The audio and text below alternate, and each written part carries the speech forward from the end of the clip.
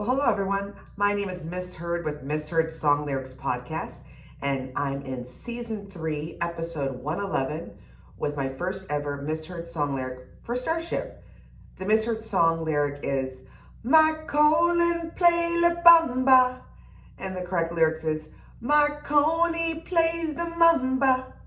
So this song is one of my guilty pleasures, and to hear that this Miss Heard lyric is about a colon playing la bamba, well, I thought, well, we need to cover this episode for sure. So let's dig right in.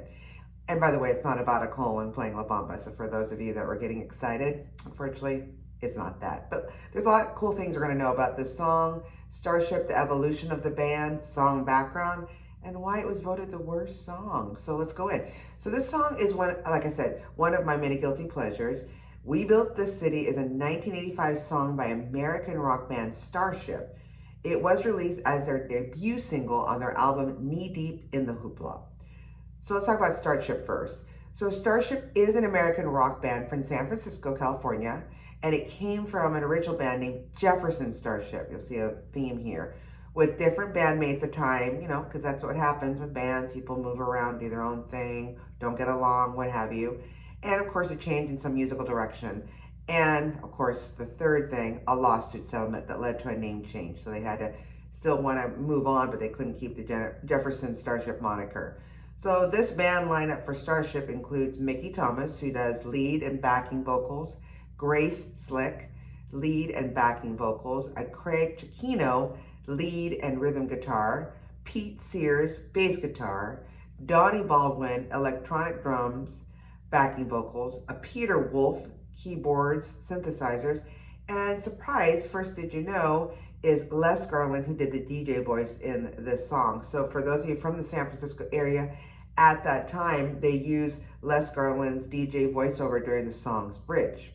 And additionally, some radio stations which helped the jingle company Jam Creative Productions in Dallas, some radio stations with the opening line to promote their station. So that's what you hear, actual DJ voice.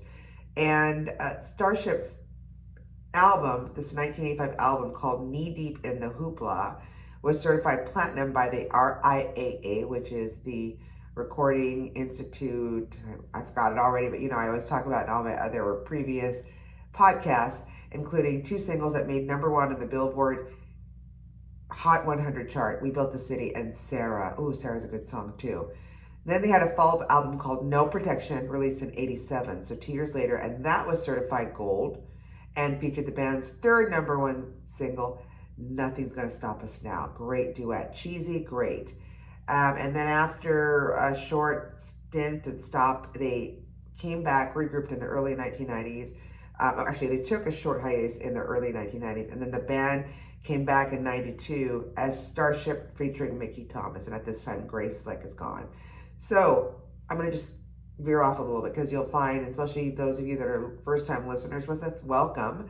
But I love to kind of go down these rabbit holes. So did you know, speaking of Nothing's Gonna Stop Us, their other song, before we delve into this song, in early 1987, it appeared in a movie called Mannequin. If you haven't seen it, watch it. It's very 80s, but delightful. And it included a younger Kim Cattrall from Sex and the City as the mannequin. And that song actually hit #1 at the time. And then the song at that time actually, excuse me, I had to sneeze, was at that time, Grace Slick was the oldest female vocalist to sing on a #1 Billboard Hot 100 when she hit 87, which, oh my gosh, that to me is now young. She held that record until Cher came along and broke it when she was at age 52 in 1999 with Believe. Remember that song? Do you believe in life after love, after love?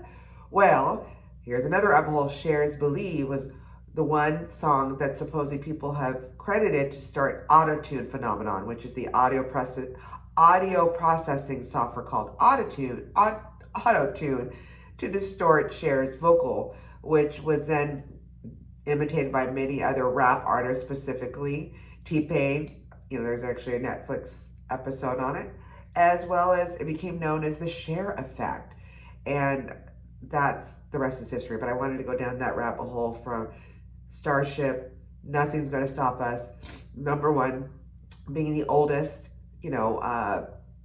singer at the time, female, to break the Hot 100 #1, and then Cher comes in, and then Auto-Tune. So there we go. So let's backtrack back to the actual misheard song lyric of We Built the City. So it peaked at #1 on the Billboard Hot 100. Awesome. Outside of the US, it did pretty good too. It topped the charts in Australia, Canada, peaked inside the top 10 of the charts in Germany, the Republic of Ireland, Sweden, and Switzerland, and the top 20 of the charts in Belgium, New Zealand, and the UK, and the top 30 of the charts in Austria and the Netherlands. Excuse me.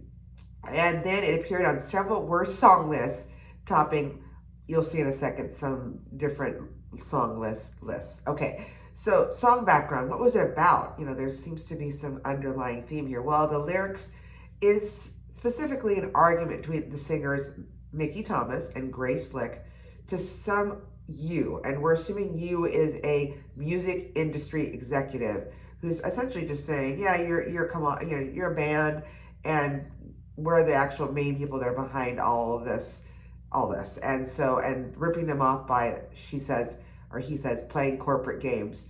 Who counts the money underneath the bar? Which I think Mickey sings that.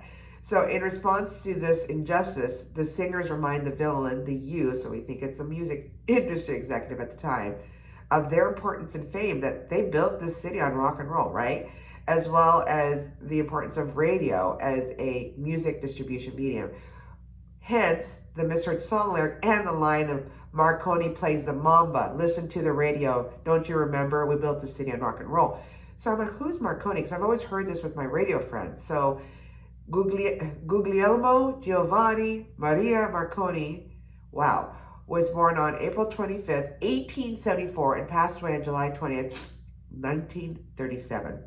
And he was Italian, if you didn't figure that out with his name, an inventor and electrical engineer known for his creation of the radio wave using the wireless telegraph system. So that's why he's kind of like the father of radio, and this led to Marconi being credited as what they said, the inventor of radio, and he shared, I guess, the 1909 Nobel Prize in Physics with a Carl Ferdinand Braun in recognition of their contributions to the development of wireless telegraphy. So that's pretty cool. And so he is referenced in this song, which is also why we're doing this misheard song lyric, because some of us thought it was Mycolin, not Marconi. Okay, and then there's some kind of what they say spoken word interlude mentioning the Golden Gate Bridge, because that's where they're from, Starship, and refers to the city by the bay, and as well as it touches on Starship's preceding other bands. So there's Jefferson Starship, or Jefferson Airplane was the first one in the 60s, Jefferson Starship 70s, and now here we go to Starship in the 80s. And now, I guess in the 90s, it came back as Starship featuring Mickey Thomas. So there you go. And then the album's title, Knee Deep in the Hoopla, is actually taken from a lyric from the song. Because when you hear it, you're like, ah, that's where the title came from. So music video. Oh boy, it's truly a great 80s video with a lot of colors, a lot of pinks, pastels, and a lot of rat in hair, a lot. I mean, so much that, yeah, Aquanet should have been the sponsor for this video, which if you haven't heard already, Aquanet helped deplete our ozone, because I'm one of them. If you see pictures of me in the past, I had bangs to the high, and same thing for this video. Every man, woman that has long hair is ratted out, okay? And then there is a singing, dancing Abe Lincoln. Just want to throw that out there. If you're like, I don't know if I want to watch this video, I need to watch it now that we're dealing with an Abe Lincoln dancing and singing. And an obvious use of green screen with Starship imposed over video clips of Las Vegas, San Fran, and other cities. Not done well, but hey, at the time it was probably pretty cool. So there's the music video. So I just alluded to worst songs. Couple lists it made. So it made Blender Magazine's 50 most awesomely bad songs ever. It ranked it in conjunction with VH1's special, the 50 most awesomely bad song ever. Hey, and apparently for you to, or any band with their song to be a part of this list, the song has to be a popular hit at some point, and then it's considered so of course some songs that are awesomely bad but wasn't popular, that doesn't work. And a Blender editor by the name of Craig Marks said of the song, quote unquote, It purports to be anti-commercial but reeks of 80s corporate rock commercialism. It's a real reflection of what practically killed rock and roll in the 80s. And so when asked about why the song was listed as number one on the review, whoa, so it hit number one, Mark referred to the line of the song, Marconi plays the Mamba, by asking, who is Marconi and what is the Mamba? So the Mamba is the deadliest snake in the world, so he must have meant the Mambo, but it sounds so much like Mamba that every lyric website writes it that way. It makes sense neither way. Okay, so this is a crazy, like, misheard song lyric within a misheard song lyric. So he's thinking it's Mambo, and for some reason it sounded like Mamba. That's funny. I didn't even catch that. And then an article with the Sydney Morning Herald pointed out on that Blenders list compiled, saying that, okay, so it compiled via an arbitrary and anecdotal data collecting process and ranked by marks, including several whimsical criteria. One was to go easy on novelty songs. In discussion with the band's manager, hey, what do you think about this, Bill Thompson? He was surprised at the ranking, but also thrilled because the other high-profile groups that made the list. He says, quote unquote, I wish Blender had called us for a group shot. I'd love to have my picture taken with Stevie Wonder and Paul McCartney at that time, so they must have been on the list. And then Mickey Thomas, one of the singers of Starship, said in a 2010, I guess, review from the by then defunct Blender magazine, quote unquote, from what I heard, they got so much flack about it, they sort of retracted their statements in a way about the song. And not only that, but Blenders folded and we're still here. So good point. Blender magazine's gone, Starship's still here. And then last but not least, Richmond Times-Dispatch music critic Melissa Ruggieri argued that nothing's going to stop us now. And the references to Marconi, the father of radio, inserted a cool snippet of a DJ chatter, which I mentioned, from the band's beloved San Francisco. That's the DJ that you hear, Les Garland, on the song. And found Grace Slicks enunciating the phrase corporation games with nutty abandon. So I agree with you, Melissa Ruggieri. And then they made another worst song of the 80s list from Rolling Stone. In 2011, a Rolling Stone magazine online readers poll named We Built the City as the worst song of the 1980s. Wow.